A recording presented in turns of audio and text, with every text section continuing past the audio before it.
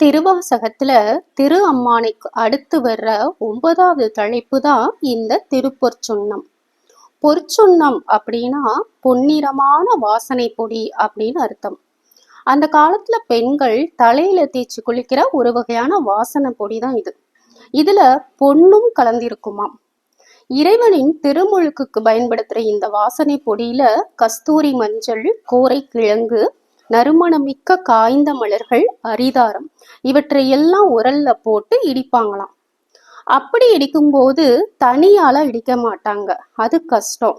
அதனால 4 பேர் சேர்ந்து இடிப்பாங்களாம். ஒரே நேரத்துல 4 பேரும் உலக்கைய போட்டு இடிக்க முடியாதுல. அதனால 1, 3, 2, 4 என்ற முறையில மாறி மாறி இடிப்பாங்க.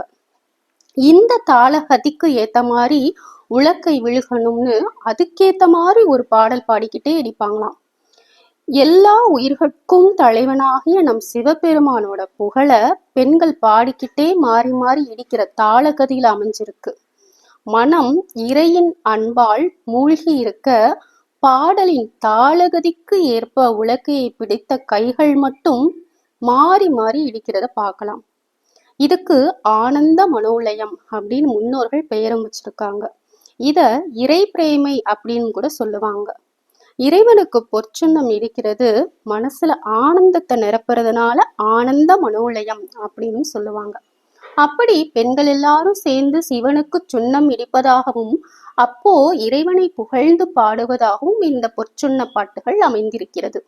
இதுல 20 பாட்டுகள் இருக்கு. ஒவ்வொரு பாடலோட இறுதியிலும் பொற்சுண்ணம் இடித்தும் நாமே அப்படின்னு முடியும். இந்த பாடல்களை உலக்கை பாட்டு, உரற்பாட்டு, வள்ளைப்பாட்டு அப்படின்னு அழைக்கிறாங்க.